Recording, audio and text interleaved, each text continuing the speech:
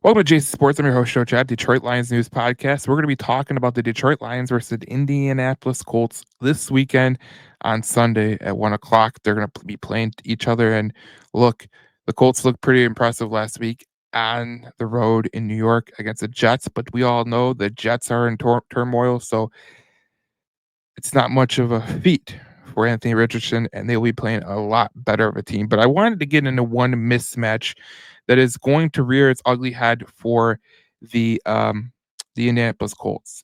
So the key mismatch in this game is the Lions' run game. The Lions' run game is averaging just it's an incredible stat right here. Lions offense has recorded the highest rush success rate, 47.3% on design runs this season, having allowed ball carriers to be contacted behind the line of scrimmage at the fourth lowest rate at 35.1. And if you look at the statistics, if you look at this one statistic, it's an interesting statistic from NFL Pro. The Lions offense has recorded an average 2 yards before contact per carry on design runs between the tackle, most in the NFL. The Colts defense has allowed the fifth most average yards per carry on design rushes between the tackles at 4.7, including the third most yards after contact per carry on 3.5 on such carries.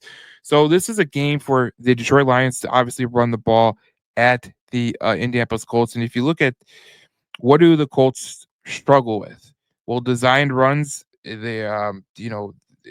Detroit's obviously one of the best. But you look at it like rushing inside the tackles, the Colts rank 21st. Rushing in a shotgun, they rank 16th. Rushing reverse the light box, they rank 17th. And rushing under center, they rank 13th. Detroit, the rushing in the end zone, they rank sixth, so you can kind of get them there. But if you want to look at what could really be the case, is Jameer Gibbs averages 6 yards per carry, and if you look at the Colts defense, they're averaging 143.8 yards per game against the rush. That's 28th in the NFL. If you look at that and you look at the way that this game could go and how the Detroit Lions rush offense is, I mean, there's only one rush offense in the NFL that is close to the Detroit Lions rushing game, and I think it's you could name those two teams. The obviously the Eagles with Hurts and Saquon Barkley, and obviously you can go um, Baltimore with Derrick Henry and Lamar Jackson, because the Detroit Lions, they rank third in rushing per game. They average 152.2 yards on the ground. So a guy like Jameer Gibbs, who was averaging almost 6 yards a carry, 8 TDs, and then you look at just the first downs. Jameer Gibbs is a weapon. But when you look at Dave Montgomery, he's also a weapon. And when you add a guy who Dave Montgomery, who is really good in between the tackles, I mean, so is Jameer Gibbs. But at the same time, like if you have a guy like Dave Montgomery who could exploit that rush defense between the tackles, I mean, this is a huge day for Dave Montgomery, I would assume, because they've struggled to defend the rush in between the tackles. I think that really plays into the factor that their defensive tackle play isn't the best, or they're not maintaining their gap integrity. But when you look at the Detroit Lions, like they're getting yards per carry before contact. So when you think about how good this Detroit Lions offensive line has been, they've been pretty good, guys. And this team that they're playing, the Colts, they've been pretty bad at not maintaining their gap integrity, and it showed.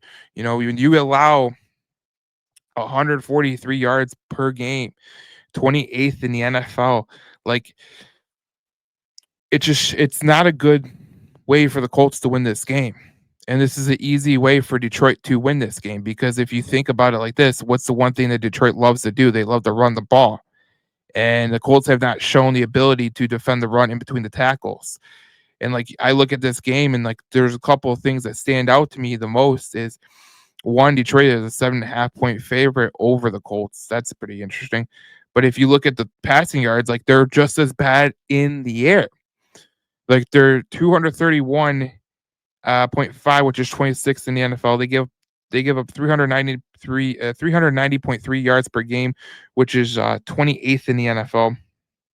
And they're 3-2 at home, but they've just it, The Colts are not the greatest of teams. I think we all can attest to that, but they do have some matches that they can exploit with the Detroit Lions. But I don't look at Anthony Richardson as someone who's going to take over this game.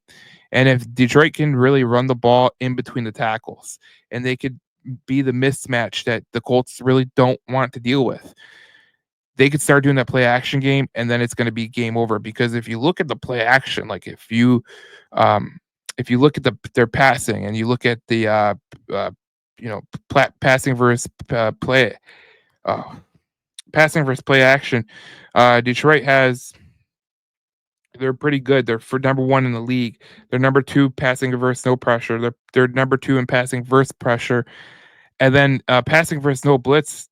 Colts have to blitz because they are 20th in the league when they're defending the pass with no blitz, and passing versus no play action. They are 22nd in the NFL. And then when they pressure you, they're 20th in the NFL. And if you ever wanted a stat of how this game could really be dictated, is long passing, they're 23rd, Detroit's second, and intermediate passing, Detroit is fifth, and the Colts are 29th. Here's what you could see. You could see potentially a game where Jameson Williams gets a really deep pass and they could connect. Obviously, you see Amon-Ra St. Brown going over the middle, getting yards over the middle, and then them exploiting the defensive tackles in the middle because they haven't been able to defend the run up the middle. And we just went over that. Like, they are one of the worst teams at defending the run in between the tackles. So there's a lot of mismatches for this Detroit Lions team to exploit. And if you're going to be honest with yourself, the Colts really don't have an answer to stop them, because when you look at, they can't defend the pass in an intermediate, which is what the Detroit Lions like to do, and deep passing, they're not really good with that either. So Jameson Williams, Amon-Ra St. Brown could really exploit this defense, as well as Jahmyr Gibbs and Dave Montgomery. But if I'm going to look at two players, if you're going to be looking to bet at a parlay, I like Dave Montgomery to have a pretty big game. I like Amon-Ra St. Brown to have a big game. But if you really want a guy who could potentially make this game like he did last week, Jameson Williams would be a good pick if you're going to be betting on like a anytime touchdown. I imagine you can get good value on him, considering that Amon-Ra St. Brown just gets touchdowns every game, and so does Dave Montgomery. So if you're a betting fan, Jameson Williams looks like a good bet for this week.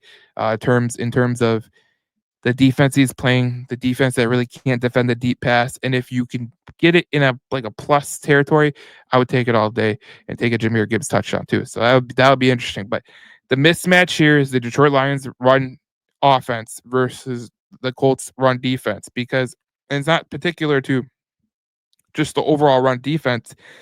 It's particular to inside the tackles, which Dave Montgomery is going to absolutely exploit. But we all know that Jahmyr Gibbs can also run through the tackles. So it'll be interesting. Obviously, this is a mismatch that the Detroit Lions can really exploit against the Indianapolis Colts.